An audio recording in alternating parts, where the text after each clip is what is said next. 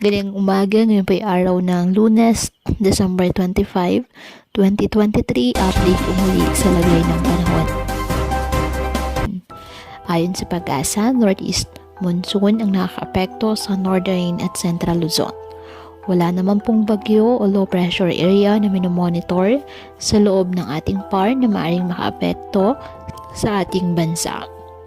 Ngayong araw dahil po sa easterlies, ang Eastern Visayas, Caraga at Davao Region asahan na maulap na halangitan na may kalat-kalat na pag-ulan at thunderstorms.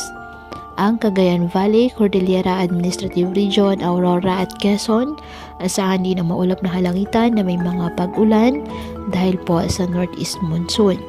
Ang Bicol Region, Palawan, Visayas at Mindanao bahagyang maulap hanggang sa maulap na halangitan with isolated rain showers or thunderstorms dahil po sa easterlies at localized thunderstorms. At ang Metro Manila at nalalabing bahagi ng Luzon bahagyang maulap hanggang sa maulap na halangitan with isolated light rains dahil pa rin po sa northeast monsoon. Kaya patuloy pa rin na pinapayuhan natin mga kababayan na maging maingat at maging alerto sa mga posibleng pagbaha at pag-uho ng lupa at ugaliin na magdala palagi ng payong o kahit anong panangga sa ulan sa tuwing lalabas ng ating mga tahanan.